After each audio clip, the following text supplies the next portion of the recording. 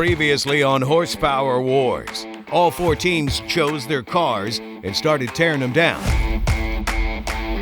The Comp Cam's Dream Team is going with a Turbo LS power plant in their 1990 Ford Mustang. Stinky Pinky's going with a supercharged big block Chevy sticking out of the hood of their 1986 Chevy Camaro.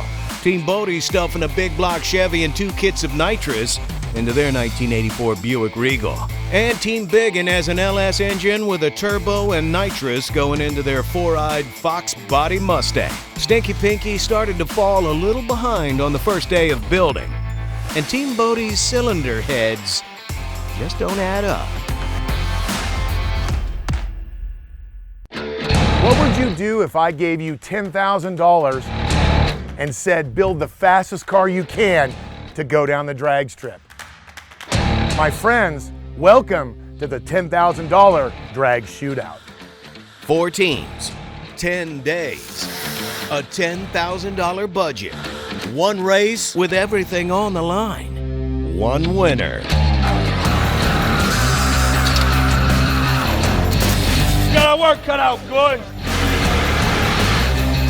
I will take whatever we can get, dude. Man, they didn't say anything about getting a tetanus shot.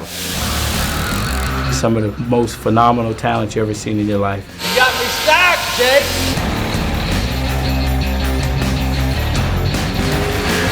Them boys are in trouble.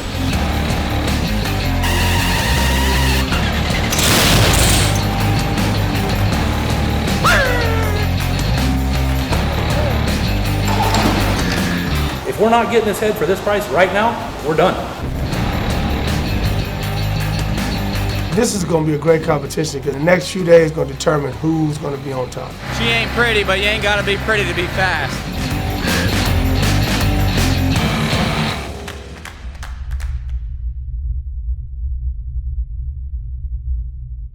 In the last episode, Team Bodie had a major confrontation with the horsepower staff over the cylinder heads. It got ugly, and Team Bodie threatened to walk if they didn't get their way. That is it. I mean, there is, if we're not getting this head for this price right now, we're done. Man, I hate being lied to. But we gave them 2 options. Keep the cylinder heads, pay the extra money, take 50 pounds, or send the cylinder heads back and still take 50 pounds and try and round up some other cylinder heads. So, gonna give them the night to think about it and see what they decide.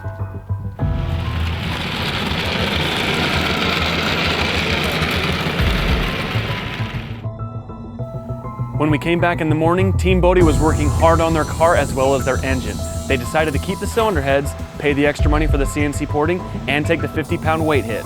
Because of the rules violation, Team Bodie's car will be heavier and their budget is in a lot worse shape than before. The heads will definitely flow and make more power, but who knows if it'll be enough to make up for the money and weight hits. Rules are written for reasons, okay? And if there's certain boundaries that you can get away with, you should be able to get away with it. Everyone here is a racer. All the teams are looking for the gray areas, but these cylinder heads, they cross that center line. We don't follow by rules. We are run what you brung and hope you brought enough. You got caught cheating. You gonna. I got caught cheating? I didn't get. The part number that I ordered is a part number that I received, and it was discontinued. It's day 2 at the shop, and most of the teams are finished with their teardowns and in their build phases, and are working on roll cages, suspension, and chassis. Over at Team Bodie, they're pushing the limits, trying to get as much weight as possible out of their G-body Regal.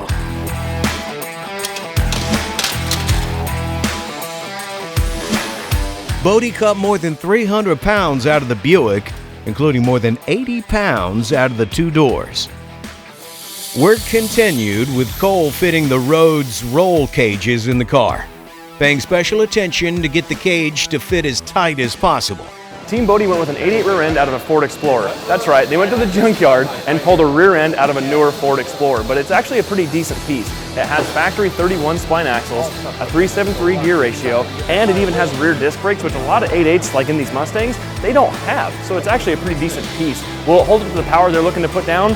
I'm not sure. I know they're welding the spider gears, which is something, so it's kind of a homemade spool, but it might hold the power, it might not, we'll just have to see. Team Bodie also has a really unique forelink. They used the factory lower arms, boxed them in, welded them up, made them a lot more rigid, put a little bit of adjustment in them, and they also took the front sway bar off the front, cut it, and put it onto the back and made a very, very unique but functional anti-roll bar for the rear. And they finished off the suspension and the whole rear end with a set of older, used QA1 adjustable coilovers. And on top of all of it, they went to the tractor supply store and bought joints and rod ends for a tractor for the upper arms of the forelink. It's actually really unique, home-built, backyard kind of stuff, but I don't see why it won't work. All right, it looks like Team Biggin is really pushing hard to get their chassis done in front of all the other teams. It's a race to see who can get their chassis done first, and I think Biggin is gonna have their entire roll bar completed before anyone else. Finish the roll bar, the tubing in the front, and then what else? Sheet metal and tubs. Sheet metal and tubs. You're gonna do that all today? Oh yeah. I'll be drinking beer by 7.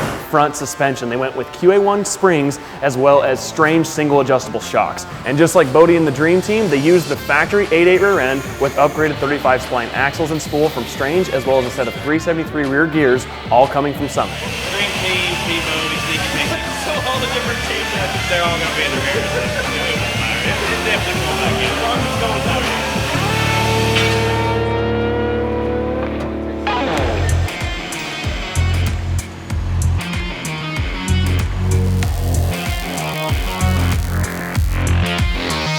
The Ford 8/8 rear end seems to be the name of the game here, as the Dream Team picked the same Strange 35 spline axle and spool kit from Summit to go along with the 373 rear gears. In the rear, QA1 single adjustable rear shocks worked with BMR upper and lower control arms and another used anti-roll bar. So I'm here with Jesse from the Dream Team, and we're talking about safety. Summit and a lot of other companies have provided you with some safety gear as far as the window net and the roll bar. Talk to me about safety and how important it is and what all you guys have done to try and make it as safe as possible going down the track. We all are willing to give anything it takes to go drag racing, but at the same time, we all want to go home to our families and have a good time at the end. So these cars need to be built to where they can withstand just about anything we can give it, horsepower-wise and crash-wise. You know, if you have an accident out there, you want to make sure it can bounce off the walls, turn upside down, catch fire, and your driver can still walk away. Finally, but certainly not least, Moroso's NHRA legal battery box, on-off switch, and battery installation kit got mounted. Each team got these items from Moroso to make sure that we were safe and legal. Stuck with the 3rd Gen Camaro, Team Stinky Pinky was catching up with Brian and Jake thrashing away. Welding, grinding, and sweating, these dogs have no quit in them at all. They installed a used Moser 9-inch rear end, 35 spline axles, and 9-inch used third member with 373 rear gears. They added some BMR torque arm upgrades, Summit rear drag shocks, and an old school inflatable airbag instead of a sway bar. To get things done, these teams had to think outside the box, so they ended up dumpster diving for seatbelt buckles to mount their window nets. These teams will do whatever they can to build the fastest drag car, but safety is paramount. Sometimes with drag racing, man, you lose sight of how dangerous it is. You get so caught up in fun, you get so caught up in the hard work, and you go out and you race and you race and you race and nothing happens. Back in September of 2015, I was involved in a pretty serious drag racing crash. 397-185, as long our net's on fire. Everybody stay where you're at, please. Everybody stay where you're at. Ron Barnett is on fire there. Please stay where you're at. A couple months in ICU in the burn center. It burnt my face pretty good, burnt my hands up good. My lungs burnt them good, burnt my feet up. So, you know, the road to recovery was long. It was rigorous. You know, I mean, there were times that it was just about all you could do, you know, but you just pick yourself up. It make you put life in perspective when you see somebody who's been through what Lyle's been through, man, and to still be here, still able to be affiliated with cars, to be able to race in cars. I was there when it happened to Lyle. I was at the race, and it was a very, very, very sad moment. As far as the safety goes in this thing, you know, Biggin knows He just knows how I feel about certain parts of the car. He knows that we could save weight by leaving the holes cut out, you know, where the stuff, but if you go out there right now and look, those are getting patched up. Why? Because that's where one of my problems was, and a firewall is made to do what? Prevent fire. There's just so much that can be overlooked, especially in a deal like this where the budget is tight. But from what I've seen, everybody looks like they're doing a good job, and I know that our car will be right, because if I'm going to drive it, it's going to be right.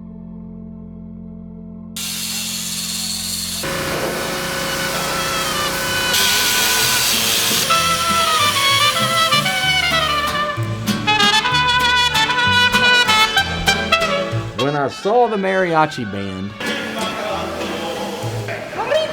it's either tequila or tacos.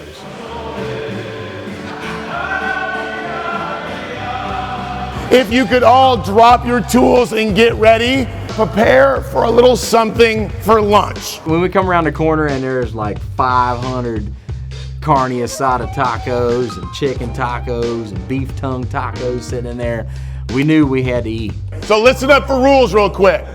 All right, first place, whoever eats the most tacos, you're gonna get a nitrous system from NOS for your car. It's a complete kit, and we already filled the bottle for you.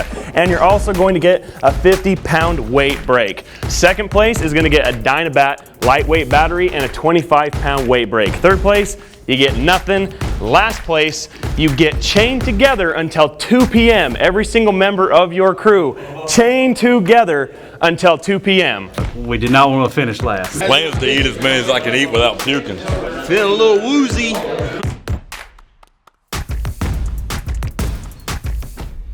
Three, 2, 1, go! Each team member has to cram as many tacos in their mouths as they can. Nobody wants to come in last because being chained together for 2 hours is a huge setback. Stinky Pinky and Bodie could really use a win here because they haven't won a single contest yet. All 4 teams are cramming down taco after taco. The Dream Team talked a big game, but didn't seem like they could back it up, and they slowed early. Stinky Pinky was looking strong until Jimmy Bowling threw up, eliminating himself from the competition. It all came down to Team Biggin and Team Bodie, and who would win was anyone's call.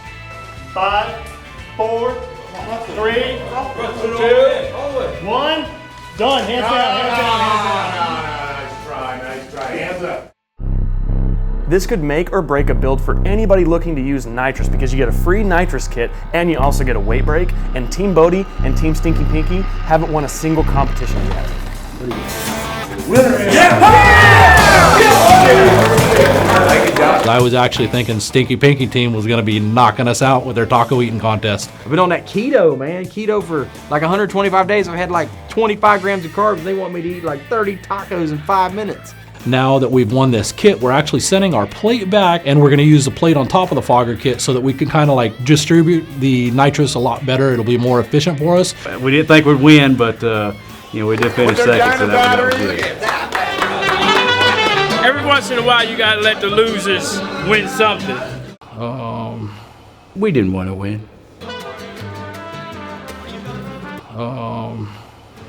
Besides, anyway, what do you do when competition beats up on you? You chain them up. Give me more tacos! Give me more tacos! Yeah!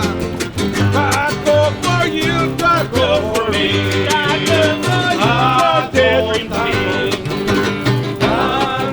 Tacos, tacos, tacos. Ho! Because everyone has a really tight budget that they have to stick with, 2 guys from each team were sent to LKQ Pick-A-Part in Riverside, California to see if they could get some deals on some used stuff.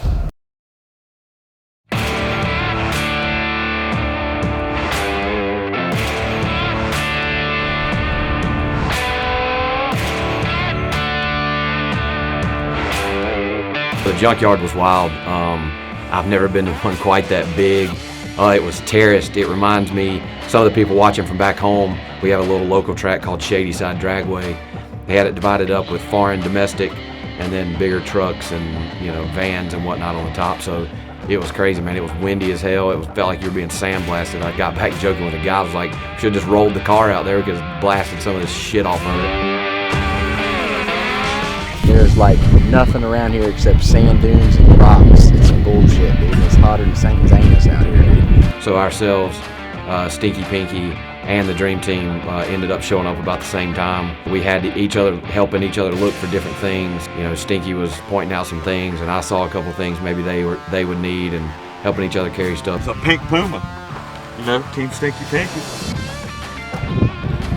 Boom! Grenade! All these cars are just stacked on top of stacked on top of stacked, and they're just sitting on rims, and I mean, shit's everywhere. And then you go up this hill, and the hill is so, I mean, it's so steep, and you're out there walking. I got a bag of tools I'm dragging up there, and we end up going 4 levels. At the top, they say, is all the big trucks. I didn't see any of the blue team. We'll just call them the blue team. Let's not give Bodie any credit. The blue team, Team Blue. All of the teams were supposed to send guys to the wrecking yard, but we just found out that Bodie didn't send anyone, and that is a big problem because that was a mandatory trip to the wrecking yard. So we got to figure out what happened because they just didn't show up. Either number one, they really didn't need anything from the junkyard, but after some further research, I know there is a couple things that they could really use from the junkyard. Number two is that they didn't have time to go.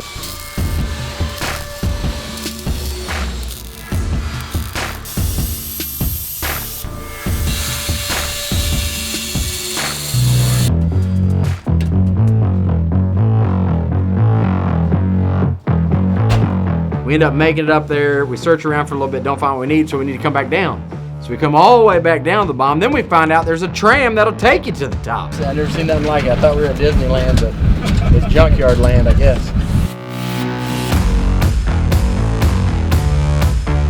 We're looking for a throttle cable, drum brakes off of an Explorer, master cylinder off a Ford Ranger, and throttle sensor. So just a couple little things to get this race car finished up here, I think.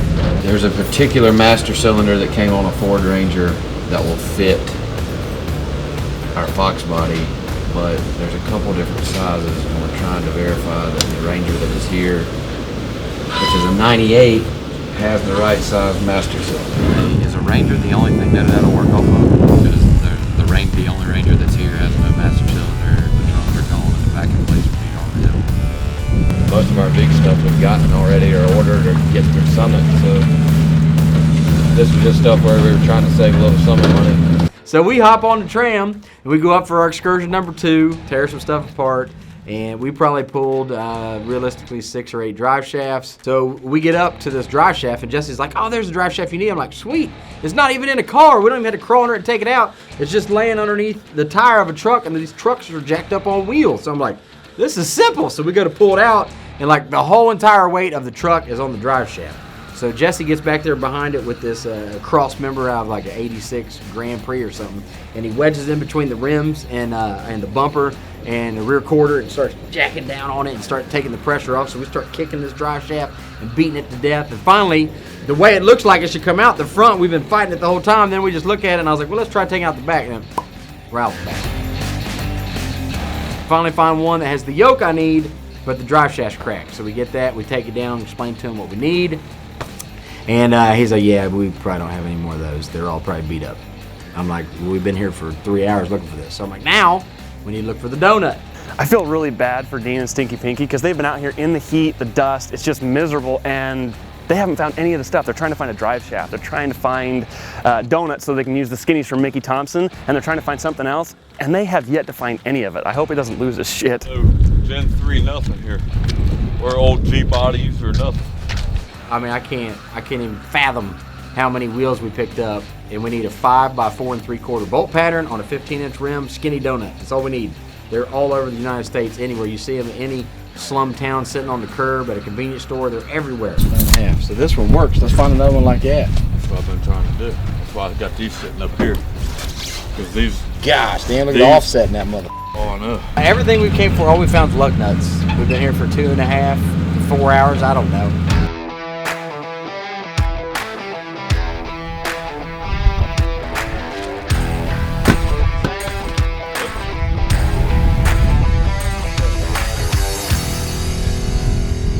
We found the truck we needed, and where the truck was at is a no zone. Like, you can't walk back there and work on them. So I tried to get with the manager, let me back there to get to it. Long story short, we couldn't get back there. So there's these 2 tires, there's actually 3. There's like a 15, a 16, or 14, 13, 15, sitting like, I don't know, 35 feet away. And Brian found some tennis balls, and he's like, Jesse's like, I could throw that tennis ball through that tire. I'm like, bet. I know you can't do that, man. This ain't, it was an MLB. This shit ain't MLB. You're not drilling that through there. I said, I'll give you 2 tries for $20, and if you nail the first one, I'll pay you double if you do it. And the first one, he hits the outside of the tire. I mean, he did a legit good throw. And so I'm harassing him on the second one, thinking I'm gonna lose the bet because he was close on the first one. And he hits the second one. Sure enough, it hits right inside the lip and bounces right out.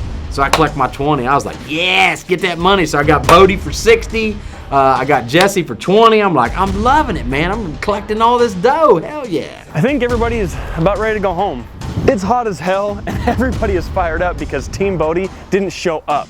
All the other teams are here working in the heat, the dust. It's miserable out here, and Team Bodie is back in their shop working on their car. It's just one of the things. We're out there in the desert. We're burning up. We couldn't find nothing to drink, sandstorm after sandstorm, and we're just in there searching for a needle in a haystack. So you don't want to just desert your guys out there that you race with, So we try to team up and help each other out.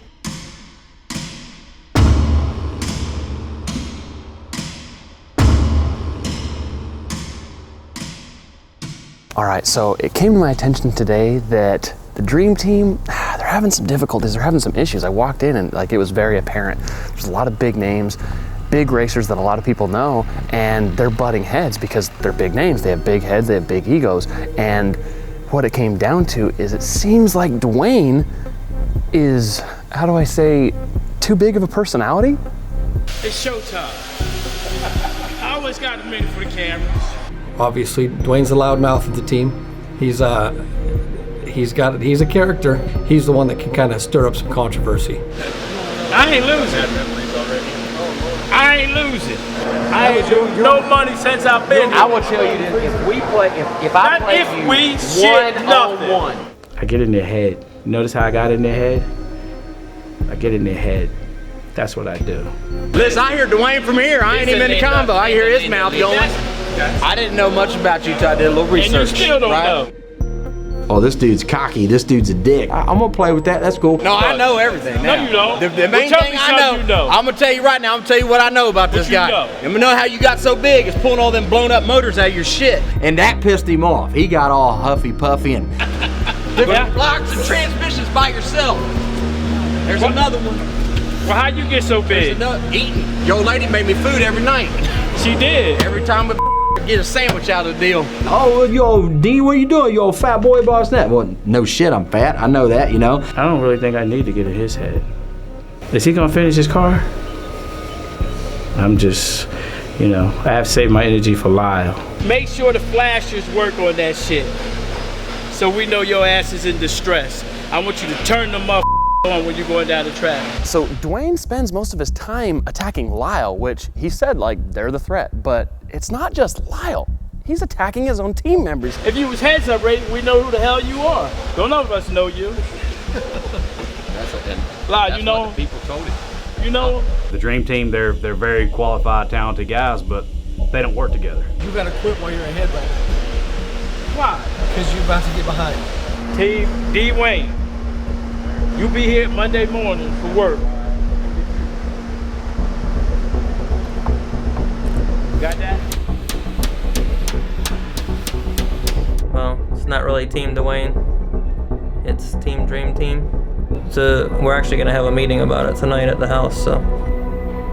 A team meeting? For who? All right, the shop is closed for the night. All the teams have gone home, but all that trash talking that was going on at the end of the day definitely ruffled some feathers. There was already some tension within the Dream Team ranks, but it got a little out of hand maybe, but we'll have to see. I'm looking at the group chat. All of the members of all the teams are on this group chat, and usually the Dream Team's house is wide open for anybody is welcome. But here it's saying the house is closed.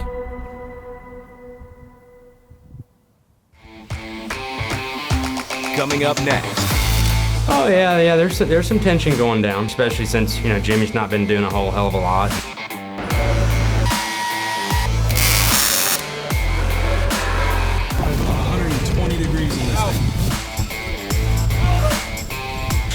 We're about to make the boost.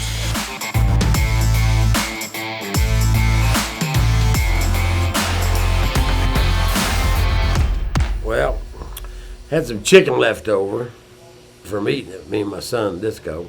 We're in Florida at Moroso Speedway, the racetrack, and there's a canal there's got nothing but alligators in it.